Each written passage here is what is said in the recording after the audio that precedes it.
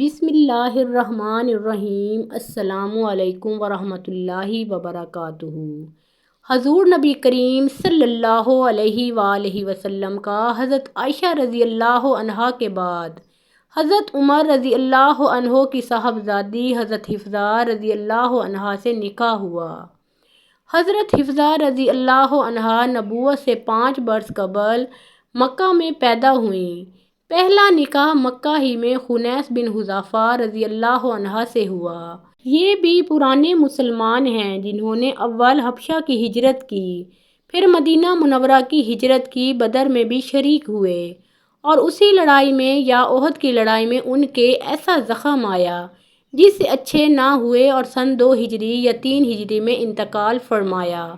حضرت حفصہ رضی اللہ تعالیٰ عنہا بھی اپنے خاوند کے ساتھ ہجرت فرما کر مدینہ منورہ ہی آ گئی تھیں۔ جب وہ بیمار ہو گئیں تو حضرت عمر رضی اللہ تعالیٰ عنہ نے اول حضرت ابو بکر صدیق رضی اللہ تعالیٰ عنہ سے درخواست کی کہ میں حفصہ رضی اللہ عنہا کا نکاح تم سے کرنا چاہتا ہوں۔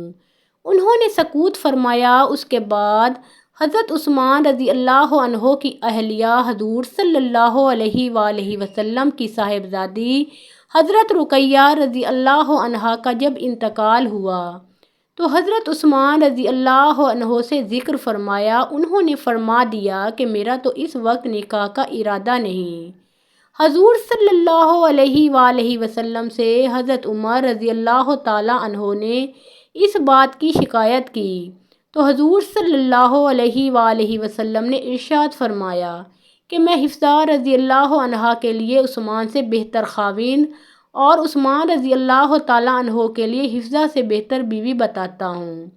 اس کے بعد حضرت حفصہ رضی اللہ تعالیٰ عنہا سے سن 2 ہجری یا 3 ہجری میں خود نکاح کیا اور حضرت عثمان رضی اللہ تعالیٰ عنہ کا نکاح اپنی صاحبزادی حضرت کلثوم رضی اللہ تعالیٰ عنہا سے کر دیا۔ ان کے پہلے خاوند کے انتقال میں مورخین کا اختلاف ہے کہ بدر کے زخم سے شہید ہوئے یا احد کے۔ بدر 2 ہجری میں ہے اور احد 3 ہجری میں، اسی وجہ سے ان کے نکاح میں بھی اختلاف ہے۔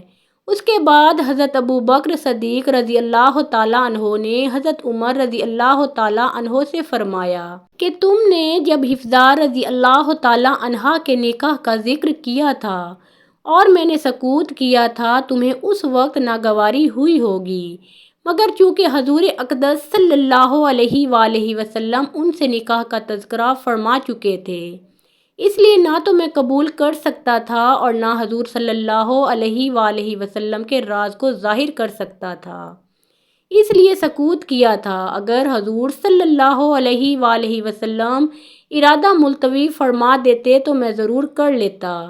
حضرت عمر رضی اللہ تعالیٰ عنہ فرماتے ہیں کہ مجھے ابو بکر صدیق رضی اللہ تعالیٰ عنہ کے سکوت کا حضرت عثمان رضی اللہ تعالیٰ عنہ کے انکار سے بھی زیادہ رنج تھا۔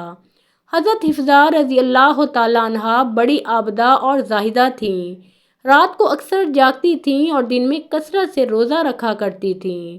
جمادی الاول سن 45 ہجری میں جبکہ ان کی عمر تقریباً 63 برس کی تھی، مدینہ طیبہ میں انتقال فرمایا۔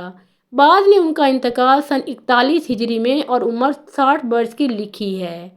حضرت حفصہ رضی اللہ تعالیٰ عنہا کے بعد حضور صلی اللہ علیہ وآلہ وسلم کا نکاح حضرت زینب رضی اللہ تعالیٰ عنہا سے ہوا۔ حضرت زینب رضی اللہ تعالیٰ عنہا خزیمہ کی بیٹی جن کے پہلے نکاح میں اختلاف ہے۔ بعض مورخین نے لکھا ہے کہ پہلے عبداللہ بن جحش رضی اللہ تعالیٰ عنہ سے نکاح ہوا تھا۔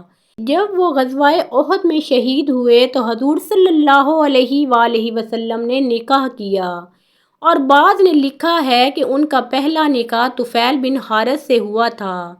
ان کے طلاق دینے کے بعد ان کے بھائی عبیدہ بن حارث سے ہوا جو بدر میں شہید ہوئے، جس کے بعد حضور اقدس صلی اللہ علیہ وآلہ وسلم سے ہجرت کے 31 مہینے بعد رمضان 3 ہجری میں ہوا۔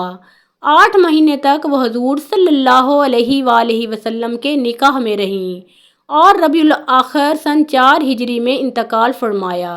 حضور صلی اللہ علیہ وآلہ وسلم کی بیویوں میں حضرت خدیجہ رضی اللہ تعالیٰ عنہا اور حضرت زینب رضی اللہ تعالیٰ عنہا 2 ہی بیویاں ایسی ہیں جن کا وصال حضور صلی اللہ علیہ وآلہ وسلم کے سامنے ہوا۔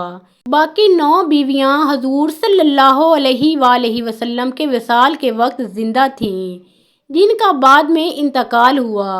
حضرت زینب رضی اللہ تعالیٰ عنہا بڑی سخی تھیں، اسی وجہ سے ان کا نام اسلام سے پہلے بھی ام المساکین یعنی مسکینوں کی ماں تھا۔ ان کے بعد حضور اقدس صلی اللہ علیہ وآلہ وسلم کا نکاح حضرت ام سلمہ سے ہوا۔ حضرت ام سلمہ رضی اللہ تعالیٰ عنہا ابو امیہ کی بیٹی تھیں۔ حضرت ام سلمہ رضی اللہ تعالیٰ عنہا کا پہلا نکاح اپنے چچا زاد بھائی سے ہوا تھا، جن کا نام عبداللہ بن عبد الاسد تھا۔ دونوں میاں بیوی ابتدائی مسلمانوں میں سے تھے۔ کفار کے ہاتھ سے تنگ آ کر اول دونوں نے حبشہ کی ہجرت کی۔ وہاں جا کر ایک لڑکا پیدا ہوا جس کا نام سلمہ تھا۔ حبشہ سے واپسی کے بعد مدینہ طیبہ کی ہجرت کی۔ مدینہ منورہ پہنچ کر ایک لڑکا عمر اور 2 لڑکیاں پیدا ہوئیں۔ ابو سلمہ رضی اللہ تعالیٰ عنہ 10 آدمیوں کے بعد مسلمان ہوئے تھے۔ بدر اور احد کی لڑائی میں بھی شریک ہوئے تھے۔ احد کی لڑائی میں ایک زخم آ گیا تھا جس کی وجہ سے بہت تکلیف اٹھائی۔ اس کے بعد صفر 4 ہجری میں ایک سوریہ میں تشریف لے گئے تو واپسی پر وہ زخم پھر ہرا ہو گیا اور اسی میں 8 جمادی الاخر 4 ہجری میں انتقال کیا۔ حضرت ام سلمہ رضی اللہ تعالیٰ عنہا اس وقت حاملہ تھیں اور زینب رضی اللہ تعالیٰ عنہا پیٹ میں تھیں۔ جب وہ پیدا ہوئیں تو عدت پوری ہوئی۔ حضرت ابو بکر صدیق رضی اللہ تعالیٰ عنہ نے نکاح کی خواہش فرمائی تو انہوں نے عذر کر دیا۔ اس کے بعد حضور اقدس صلی اللہ علیہ وآلہ وسلم نے ارادہ فرمایا۔ انہوں نے عرض کیا کہ میرے بچے بھی ہیں اور میرے مزاج میں غیرت کا مضمون بہت زیادہ ہے اور میرا کوئی ولی یہاں نہیں ہے۔ حضور صلی اللہ علیہ وآلہ وسلم نے ارشاد فرمایا کہ بچوں کا اللہ محافظ ہے اور یہ غیرت بھی انشاءاللہ جاتی رہے گی اور کوئی ولی اس کو ناپسند نہیں کرے گا۔ تو انہوں نے اپنے بیٹے سلمہ رضی اللہ تعالیٰ عنہ سے کہا کہ حضور اقدس صلی اللہ علیہ وآلہ وسلم سے میرا نکاح کر دو۔ اخیر شوال 4 ہجری میں حضور صلی اللہ علیہ وآلہ وسلم سے نکاح ہوا۔ بعض مورخین نے 3 ہجری اور بعض نے سن 2 ہجری میں لکھا ہے۔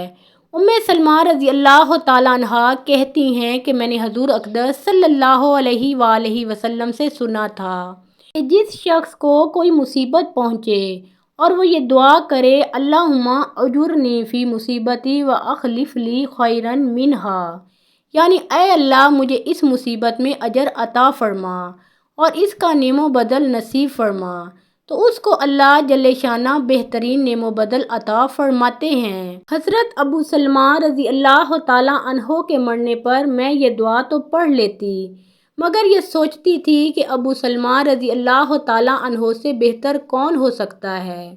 اللہ تعالیٰ نے حضور صلی اللہ علیہ وآلہ وسلم سے نکاح کرا دیا۔ حضرت عائشہ رضی اللہ تعالیٰ عنہا فرماتی ہیں کہ ان کے حسن کی بہت شہرت تھی۔ جب نکاح ہو گیا تو میں نے چھپ کر ہیلے سے جا کر دیکھا تو جیسا سنا تھا اس سے زیادہ پایا۔